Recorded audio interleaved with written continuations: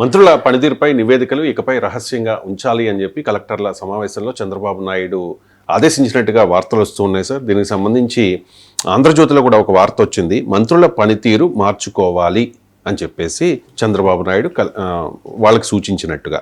Sir, ఇంతకాలం ఇప్పటివరకు మనం చూసాం కదా సార్, కొంతమంది మంత్రుల పనితీరుపై అసంతృప్తి చాలా సందర్భాల్లో వ్యక్తం చేశారు చంద్రబాబు నాయుడు. ఇప్పుడు అదే మంత్రుల పనితీరు నివేదికలు రహస్యంగా ఉంచాలని ఎందుకు చెప్తూ ఉన్నట్టు? అంటే చంద్రబాబు, పవన్ కళ్యాణ్, లోకేష్ల పనితీరు బాగుంది, మిగతా వాళ్ళందరూ దాదాపు అందరి పనితీరు బాగాలేదు. ఇది ప్రతిసారి చెప్పేదే కదా. ఇప్పుడు మంత్రులు ఇదొక నరేటివ్. అంటే పవన్ కళ్యాణ్ కూడా తప్పనిసరిగా చెప్పాల్సి వస్తుంది, లేకపోతే కూటమిలో ఇబ్బందులు వస్తాయని. లేకపోతే ఓన్లీ లోకేష్ పనితీరే బాగుంది అని చెప్పేవాళ్ళు. సో పవన్ కళ్యాణ్ కూడా యాడ్ చేయాల్సి వస్తుంది. ఈ ముగ్గురుతో పాటు ఒక్కరో ఇద్దరు మంత్రులు కూడా కలుపుతున్నారు. అప్పుడప్పుడు అత్యధిక మంది మంత్రులు సరిగా పనిచేయడం లేదని వస్తుంది మీకు రిపోర్ట్లు. ఎమ్మెల్యేలు సరిగా పనిచేయడం లేదు, కలెక్టర్లు పనిచేయడం లేదు. మరి ఎవరు పనిచేస్తున్నారు? ఒక్క చంద్రబాబు నాయుడే పనిచేస్తున్నాడు, లోకేష్ పనిచేస్తున్నాడు, పవన్ కళ్యాణ్ కూడా చేసినట్టు కనిపిస్తున్నాడు. ఇది ఈ నరేటివ్ బిల్డ్ ఏమొస్తుంది పార్టీకి? దీనివల్ల ఏమవుతుంది? మంత్రుల పట్ల గౌరవం పోతుంది ఫీల్డ్ మీద. ఇప్పుడు ఎమ్మెల్యేలు మంత్రులు కేర్ చేయడం లేదు, కలెక్టర్లు మంత్రులు కేర్ చేయడం లేదు. నాతో ఒకరిద్దరు మంత్రులు కూడా చెప్పుకున్నారు, సరే ఏంటి సార్ మా పరిస్థితి, మేము పనిచేస్తలేరని మా నాయకుడు ఎప్పుడు అనడము, ఆంధ్రజ్యోతిలో పేజ్ 1లో రావడము, వీకెండ్ కామెంట్లో రాధాకృష్ణ చెప్పడము, మేమన్నా కలెక్టర్ దగ్గరికి పోతే మమ్మల్ని చిన్నచూపు చూస్తున్నారు, మేము ఎమ్మెల్యేల దగ్గరికి పోతే చిన్నచూపు చూస్తున్నారు, మంత్రులు సరిగా అసమర్థులు అనేటువంటి భావన కలుగుతోంది, మా గౌరవం పోతుంది సార్, మేము పేరుకు మంత్రులు మా గౌరవం మా పార్టీయే తీసేస్తోంది అని వాళ్ళు బాధలు వ్యక్తం చేస్తున్నారు. మీరు అడిగేది ఎవరన్నా ఆఫ్ ద రికార్డ్ చెప్తారు మంత్రులు, మీరు మన జర్నలిస్టులు అందరితో మాట్లాడతారు కదా.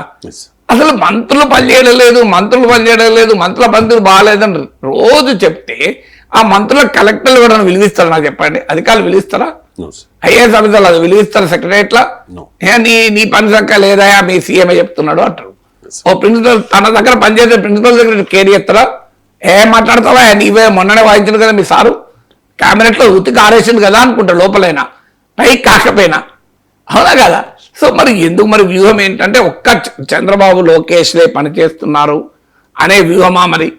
సో కారణాలు ఏదైనా మంత్రుల విలువను, ఎమ్మెల్యేల విలువను పదే పదే చంద్రబాబు నాయుడు సమీక్షలో అనడము, మీకు రాధాకృష్ణ వీకెండ్ కామెంట్లో రాయడము, ఆంధ్రజ్యోతిలో పతాక శీర్షికల్లో రావడం, ఈ మూడు జరుగుతున్నాయి. మీరు చూస్తానండి, లాస్ట్ 2024 మే నుంచి ఇదే పని 2 ఏళ్ళ నుంచిగా ఎన్నిసార్లు జరిగిందో చూడండి. తర్వాత ఎమ్మెల్యేలందరూ అవినీతి పనులు, మీకు కావాలి అధికారంలో తూలుతున్నారు. ఇలా అనేవరకు ఏమవుతుందంటే ప్రతి ఎమ్మెల్యేని అనుమానిస్తున్నారు. ఇప్పుడు అందరు ఎమ్మెల్యేలు అవినీతి పనులు కారు కదా, అందరు ఎమ్మెల్యేలు టీడీపీలో అవినీతి పనుల ఆస్తులు అమ్ముకునే ఎమ్మెల్యేలు కూడా ఉన్నారు, మనకు తెలుసు కదా. పార్టీ కోసం నిజాయితీగా పనిచేసిన వాళ్ళు ఎమ్మెల్యేలు చాలా మంది ఉన్నారు. రాజకీయ నాయకులు అందరూ దొంగలు ఉంటారు ఎప్పుడు కూడా. మెజారిటీ ఉండొచ్చేమో కావచ్చు కానీ రాజకీయాల్లో, కానీ దెర్ ఆర్ సిన్సియర్ పొలిటీషియన్స్, ఆస్తులు అమ్ముకుని రాజకీయాలు చేసే వాళ్ళు కూడా ఉన్నారు. సో మీకు నేను బుచ్చయ్య చౌదరి ఉదాహరణ కూడా ఇద్దరు చెప్పాను. నాకు తెలిసినంత వరకైనా వాళ్ళ కుటుంబం 50 ఏళ్ల క్రితం కూడా ఇన్కమ్ ట్యాక్స్ కట్టే కుటుంబం. మీరు అడగండి బుచ్చయ్య చౌదరి ఆస్తులు లెక్క తీయండి, ప్రతి ఎన్నికలు తగ్గుతాయి ఆయనకు. ఎందుకు తగ్గుతాయంటే మరి అది ఆయన ఆస్తులు అమ్ముకుని పాపం ఎన్నికలు రాజకీయాలు చేస్తాను. ఇప్పుడు ఎవరన్నా వైసీపీ వాళ్ళైనా బుచ్చయ్య చౌదరి అవినీతి పరుడు అంటారు, ఛాలెంజ్ చేస్తా. బుచ్చయ్య చౌదరి అవినీతి పరుడు ఒక్క వైసీపీ నాయకుడు అనంగిన్నారా మీరు ఎప్పుడన్నా? ఇప్పుడు ఎమ్మెల్యేలంతా అవినీతి పరులు అంటే మీనింగ్ ఆయనకు కూడా వస్తుంది కదా. ఇప్పుడు ఆయన ఎవరు ఎమ్మెల్యేలో చెప్పరు, పోనీ అదనే చెప్పండి, ఇంకో పలానా మంత్రులు పనిచేస్తలేరు, పలానా ఎమ్మెల్యేలు అవినీతి పాల్పడుతున్నారంటే కనీసం ఆ నియోజకవర్గాల ప్రజలు అనుకుంటారు, బయట వాళ్ళు అనుకోరు.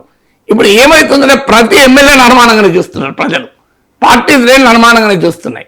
ఇది మరి ఏ స్ట్రాటజీ నాకు అర్థం కాదు, కానీ ఇది సెల్ఫ్ డిఫీటింగ్ స్ట్రాటజీ.